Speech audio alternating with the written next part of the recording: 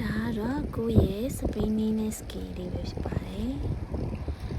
ဒါလက်တစ်ဖက်ကတော့ Kimraft ကိုအသုံးပြုနေပြီးတော့လက်တစ်ဖက်လေးစပိန်ကိုနေတာပေါ့နော်ဂျပန်မှာကျွမ်းကျင်ဆုံးအရာဘာဖြစ်လာလဲဆိုရင်တော့စပိန်စီးတာပဲပေါ့နော်ဘာလို့လဲဆိုတော့ဒီမှာကစပိန်နဲ့စီးပြီးသွားနေရတာဟုတ်ကိုကတတိမဟုတ်တော့ကားမစီးနိုင်ဘူးလေ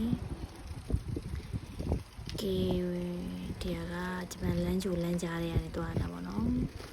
ဒါအဆောက်အဦတစ်ခုပါဒီအဆောက်အဦနားနေသွားရတာပါရှိမှာပေါ့နော်ပြချင်တာလေးတစ်ခုရှိတယ်နှစ်ခုရှိတယ်နှစ်ခုအခုဆိုဆာကူရာလေးတွေစပြီးပွင့်လာပြီပေါ့နော်ဒါကဆာကူရာဘန်းတော့မဟုတ်ဘူးဒါပေမဲ့ဆာကူရာနဲ့ပုံစံပေါ့နော်ပြီးတော့ဒီမှာပါကဲလက်တစ်ဖက်လေးနဲ့ဒီတောင်လေးပေါ့ဒီလိုတက်နိုင်သွားပြီပေါ့နော်ဒီတော့ဆိုလို့ရှိရင်ဒီတောင်ပေါ်တက်နိုင်မှုအတွက်ဆိုလို့ရှိရင်လူမောဟပြီးတော့ဒီလက်နှစ်ဖက်နဲ့အတုံးခွန်ဆိုင်နေရခုများ easy going ဖြစ်သွားပြီ